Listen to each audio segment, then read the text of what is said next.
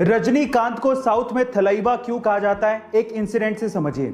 ये बात है 1992 की, जब रजनीकांत सड़क से अपनी कार में जा रहे थे।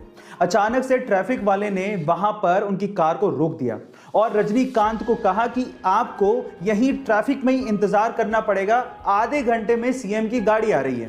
तो रजनीकांत ने कहा कि इंतजार तो ठीक है, लेकिन आधा घंटा बहुत ज्यादा है, सीएम की गाड़ी आने में टाइम है, हमें जाने दो, लोग परेशान हो रहे हैं।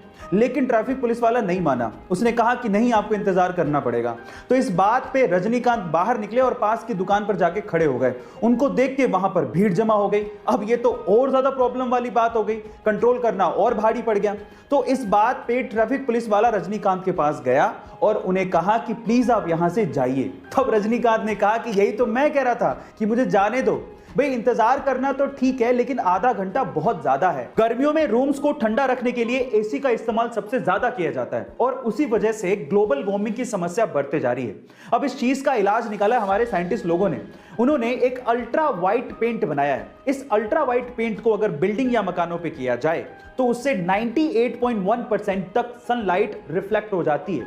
यह बेरियम सल्फेट से बनाया जाता है। अब इसकी खास बात यह है कि जिस रूम पे या बिल्डिंग पे इस अल्ट्रा वाइट पेंट को किया जाता है वो लगभग दिन में 4 डिग्री सेल्सियस तक और रात में 10.5 डिग्री सेल्सियस तक टेम्परेचर को कूल डाउन कर देता है। अब इस पेंट के इस्तेमाल से हम लोग ग्लोबल वार्मिंग की समस्या को दूर कर सकते हैं। ये आने वाले दिनों की टेक्नोलॉजी है। आपको इसके बारे में सुन के कैसा लगा, चैट सेक्शन में जरूर लिखिएगा। गाइस, क्या आपने कभी गौर किया है कि बहुत सी ऐसी कंपनियां होती हैं जो आपको अपना बेस प्रोडक्ट सस्ते में बेच देती हैं, लेकिन उसकी एक्सेसरीज से वो आपसे मोटा मुनाफा कमा लेती हैं। कैसे? मैं आपको एग्जांपल देता हूं। पहला एग्जांपल है जिलेट का, जिसका अगर आपने रेजर खरीद लिया तो रेजर तो आपको वो सस्ते में बेच देगी, लेकिन रेजर खरीदने के बाद आप उसकी ब्लेड तो चेंज करोगे क्योंकि वो खराब हो जाएगी। तो ब्लेड में जिलेट आपसे अच्छा मुनाफा कमा लेती है। दूसरा एग्जांपल है अमेज़न के किंडल का, जो आपको सस्ते में मिल जाएगा, लेकिन किंडल सस्ते में मिलने से कुछ नहीं होता। उसमें बुक्स पढ़नी है तो आपको पैसा देना पड़ेगा और वहीं से ही अमेज़न किंडल आपसे पैसा कमा लेता है। और तीसरा एग्जांपल है एचपी और कैनन के प्रिंटर्स, जो आपको बहुत अच्छे डिस्काउंट में सस्ते मिल जाएंगे, लेकिन वो मोटा मुनाफा कमाते हैं प्रिंटर की इंक से,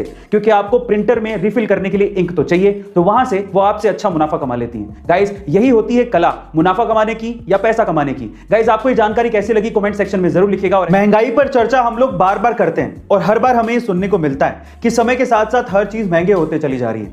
लेकिन क्या वाकई में समय के साथ हर चीज महंगी हो रही है? नहीं, कुछ चीजें ऐसी हैं जिन पर समय का उल्टा ही असर पड़ रहा है, यानी कि वो महंगे होने की बजाय सस्ती हो रही है। उनमें से एक है कॉल रेट, यानी कि फोन पर बात करने के पैसे। मैं आपकी जानकारी के लिए आपको बता दूं कि जहां 1996 में 1 मिनट फोन पर बात करने के लिए ऑन एन एवरेज 16 रुपए तक देने पड़ते थे, वहीं ये कॉल रेट घटकर सन 2004 में 3 रुपए पर मिनट हो गई थी। और यही कॉल रेट सन 2016 में 50 पैसे पर मिनट ही रह गई थी। और आज सन 2020-21 में ये कॉल रेट मात्र 0.06 पैसा पर मिनट ही है। यानी कि कॉल रेट समय के साथ साथ सस्ते होते जा रही है। गाइस, कॉल रेट के अलावा और कौन सी ऐसी चीज है जिसके प्राइसेस समय के साथ घट रहे हैं? कमेंट सेक्शन में जरूर लिखिएगा। हमारे यहाँ घरों में 3 ब्लेड के पंखे लगाए जाते हैं, जबकि अमेरिका के घरों में 4 या 5 ब्लेड के पंखे लगते हैं। पर सवाल यह है कि ऐसा क्यों? क्या आप जानते हैं?